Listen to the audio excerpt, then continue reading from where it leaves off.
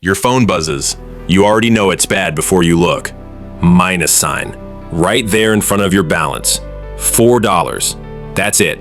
A coffee that auto-charged on a day you completely forgot about. $4 underwater. And the bank's response? $35. Gone. Just like that. Do the math with me for a second. You're getting hit with a $35 penalty for being short $4. Let that sink in. The punishment is almost 10 times bigger than the actual crime. Crazy, right? So you call. Hold music. Loops once. Loops twice. Finally, a human picks up, reads you a script off a screen, tells you the fee's non-refundable. Can I talk to a manager? Someone will follow up in 48 hours. Nobody follows up. Ever. Next morning, rent bounces. Landlord slaps on a $75 late fee. Phone bill bounces too. Another $25 you didn't have. So now what started as $4 is a $200 hole that you didn't dig. You skip lunch that week. Not a diet thing, a can't afford it thing. Friday, you walk into the branch to fight it in person. The teller looks up and something shifts in her face. Not rude, not mean even, just distant. Like you switched categories the second you sat down. Not a customer anymore, a risk. You claw it back. 20 hours of overtime. 20. Just to watch $200 sit there without a minus sign attached to it. Nobody throws you a parade. Nobody even notices. Well, the bank notices. Just not how you'd want. A $12 maintenance fee hits anyway. No warning, no text, nothing. You check your notifications. Nothing's there. It just disappears off the top like the bank was owed rent on your own cash. Want to skip that fee? You need $1,500 sitting untouched. You don't have $1,500. You've got $200 and a truck that needs new tires. So you look into a credit card. They offer you a secured one. Here's the trick. You hand them $300 of your own money as collateral, and they lend that same $300 back to you at 24% interest. Read that again. They want your own money to justify lending you your own money. You pass. Which means when the tire actually blows on a Tuesday, you're riding the bus 3 hours late to work. Your manager doesn't say a word. He just looks at you a beat too long. That's worse, honestly. Back at the branch, the teller's laughing with the customer in front of you, asking about their kids. Warm, friendly. The second you step up, reset, professional, blank. 40 seconds, done, no have a nice day. You weren't insulted. You weren't yelled at. You were just processed. Moved through like luggage on a conveyor belt. At $200, the bank doesn't dislike you. Your paycheck starts hitting the same day every 2 weeks, like a heartbeat. $1,600. 6 months straight without missing once. And that's when things get weird. The maintenance fee just stops. Nobody tells you. You check your statement 3 times because you don't believe it. Nothing about you changed. Your behavior just matched a pattern that makes the bank money. So they let you keep some of yours. That's it. That's the whole secret. Real credit card offers start showing up now. Not secured ones. Real ones.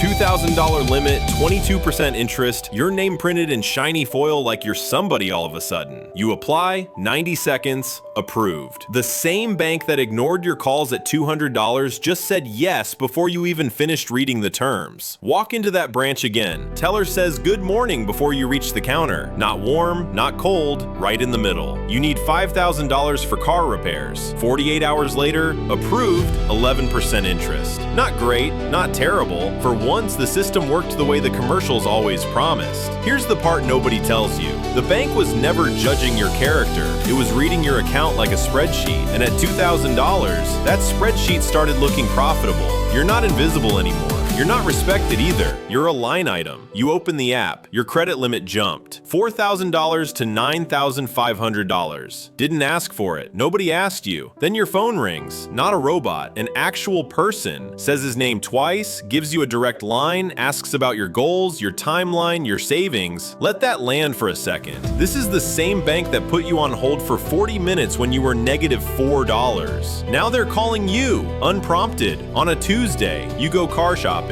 Dealer pulls your credit. That 11% rate from before, it's 6.8% now. The price of borrowing money got cheaper, not because you negotiated anything, just because the risk box next to your name shrunk. The price of borrowing money got cheaper, not because you negotiated anything, just because the risk box next to your name shrunk. A random $32 fee shows up. You email your new banker. 3 hours later, reversed. No script, no hold music, just one line. Handled. The same fees that buried you for years are optional now, apparently. Nothing about the system changed. Your tier did. Quick question. Is that just smart business? Or is that something a little more messed up? Drop your answer in the comments, because I've got a strong opinion, and I bet you do too. Emails start showing up with your name spelled right. First name greetings. Little touches that feel like someone's paying attention. They are paying attention. That's the entire point. The bank starts calling you preferred. Didn't ask for the title. The number next to your name earned it for you. Your banker's a real person to you now. Let's call him David. David knows you've got a sister in Chicago because you mentioned it once 9 months ago in passing. He emails you on your birthday. Written, not automated. That's not a coincidence. That's training. Banks literally train relationship managers to remember little human details, because little human details are what keep an account from walking out the door. Then a letter shows up. Pre-approved. $400,000 mortgage. Nobody asked for it. The bank decided what house you could afford before you decided you wanted one. A competing bank calls, offers to beat your rate. You mention it to David. He calls back within the hour. Counteroffer ready. The same institution that let you sit on hold for 40 minutes when you were broke is now racing a competitor just to keep you happy. At this level, the bank doesn't just like you, the bank's scared of losing you. David stops emailing. David starts calling. And not to check in, to ask when you want to meet his colleague from wealth management. That colleague drives out to your office, not the other way around. Leather folder, printed reports, the whole thing. He asks about your timeline, your taxes, your estate plans. 90 minutes go by and he never once tries to sell you a single thing.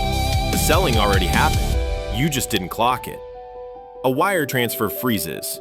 You call. Someone picks up on the second ring. No hold music, no transfer to 4 departments. Fixed. In one call.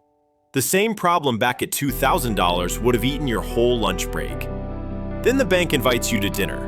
Not a work thing, a thank you thing. 8 people at the table, nobody you know.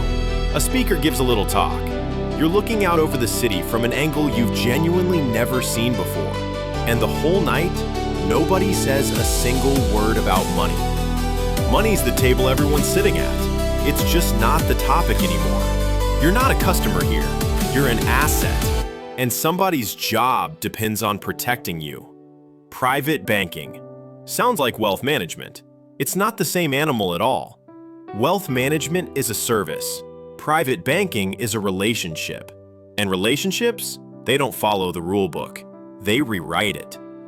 You get a private banker who handles less than 20 accounts total. Yours is one of them. He knows your kids' names. He remembers the foundation you mentioned wanting to start months ago, over coffee, in passing. That's just the warm-up. Your mortgage rate? Not published anywhere. Negotiated. One phone call at a time. Paperwork that takes a normal person 2 weeks gets cleared in 48 hours because somebody flagged whose file it was. Walk into a branch you've never been to in your life. They know your name before you sign a single form. You end up in a room with no logo on the door, one slab of wood for a table, talking about a deal that will never show up on any public document anywhere. At $25 million, you stop applying for things. Things get built around you instead. The chief investment officer asks your opinion on where markets are heading. The head of private banking flies out, not to sell you anything, just to ask what the next tier of clients should expect. You're literally shaping the same institution that once charged you $35 for being $4 short. Right now, somewhere, someone's staring at a minus sign on their phone. Overdrafted by $4, a coffee they forgot about. Within the hour, $35 fee. That same flat, tired feeling. Not rage, just exhausted. They call. Hold music loops. A voice reads them a script. Fees can't be reversed at this time. They don't know it yet, but the system isn't broken. It's working exactly like it was built to. The same bank that will one day fly an executive out just to ask their opinion on global markets is, right this second, charging them for the crime of not having enough. You are the same person at every single balance. The bank just decides who you are based on the number next to your name. The system doesn't change at any level.